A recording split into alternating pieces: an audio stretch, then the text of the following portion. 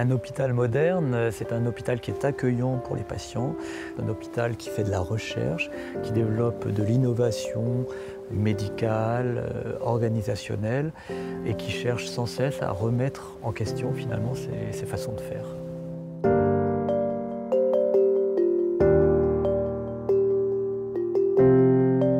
La valeur fondamentale qu'ont défini l'ensemble des personnes qui ont participé à ce travail, c'est vraiment celle de l'ancrage territorial.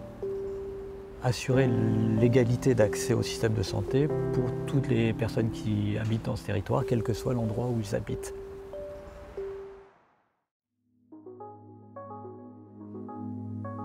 Je pense qu'il faut avoir de l'ambition parce qu'on en a les moyens, parce qu'on a les professionnels pour, et parce que, ne serait-ce que pour répondre aux besoins de notre population. On est fiers de travailler autant à Garassi, à Saint-Palais ou à Bayonne. Il est important d'impulser une dynamique par rapport à la prise en charge des patients et des personnes qui les accompagnent. On est en train de développer la préinscription pour que l'admission aille beaucoup plus vite. Notre hôpital est engagé dans une démarche de lieu de santé, promoteur de santé. Il y a vraiment l'idée de donner aux personnes que l'on rencontre des conseils, des clés, des outils qui vont leur permettre dans leur quotidien de savoir en fait ce qu'il faut faire pour protéger leur santé.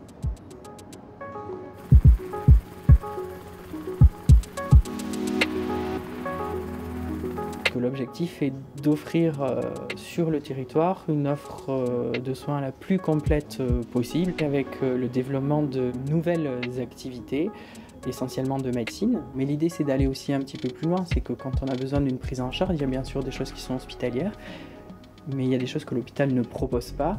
Et c'est aussi pouvoir trouver, peut-être sur le site de l'hôpital, les coordonnées d'établissements partenaires, d'associations.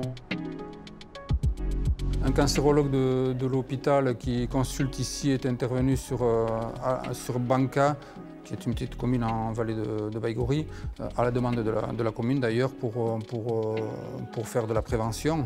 Je pense que là, on joue parfaitement notre rôle d'hôpital de proximité et ça facilite la prise en charge des patients localement.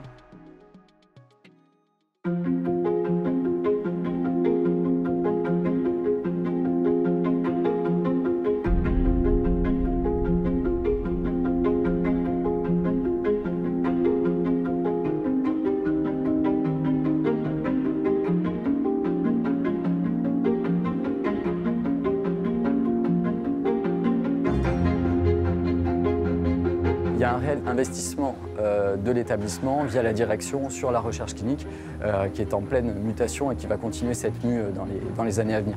Donc c'est ça qui est très stimulant, c'est qu'on se sent évidemment épaulé, on sent qu'il y a des moyens mis en regard de ces demandes. Il y a un vrai enjeu de communication déjà en interne dans notre établissement, faire savoir auprès de l'ensemble de nos soignants que nous proposons déjà en fait de la recherche clinique.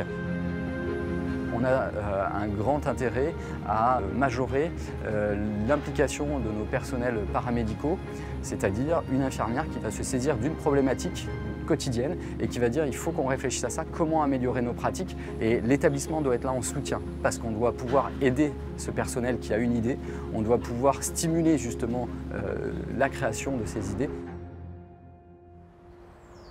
L'ouverture, par exemple, des hôpitaux périphériques comme le nôtre à un terrain de stage pour des étudiants en médecine, c'est un enjeu parce qu'il faut innover, il faut qu'ils puissent avoir des cours en distanciel, avoir des terrains de stage du coup loin de leur université, mais de garantir un cursus pédagogique qui soit de même niveau. En ce sens-là, les nouvelles technologies, elles nous aident. L'objectif, c'est qu'ils apprennent de façon sécure, et donc le leitmotiv, c'est pas la première fois sur un patient.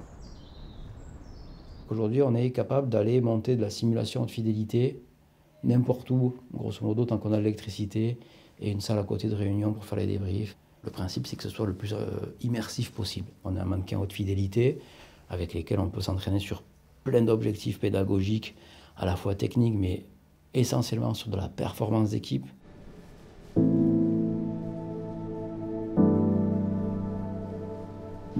On sent un engouement.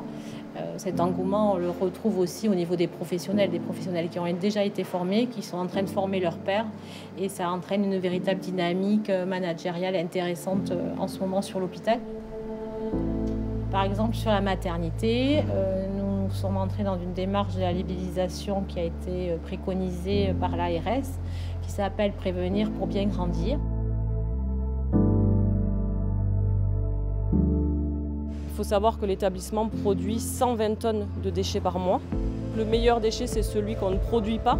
Donc maintenant, l'objectif de l'établissement, ça va être de travailler sur la réduction des déchets, ne plus les produire et se poser les bonnes questions de pourquoi je génère un déchet.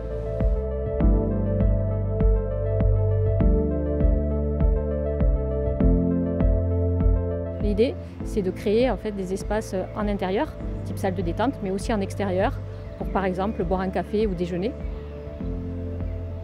Suite à nos regroupements, on a travaillé sur la fidélisation et comment on pouvait attirer tous les professionnels de santé de toutes sortes dans notre territoire.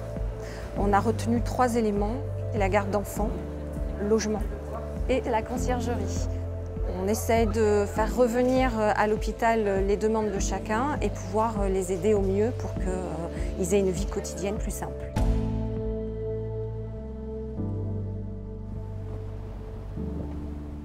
C'est un projet ambitieux, on a porté très haut notre niveau d'exigence et notre niveau d'attente, mais on met aussi en place tout l'accompagnement qui sera nécessaire pour atteindre nos objectifs. On a défini des objectifs précis avec un calendrier et on va tous les ans évaluer l'avancement de notre projet d'établissement pour être sûr d'être au rendez-vous dans 5 ans.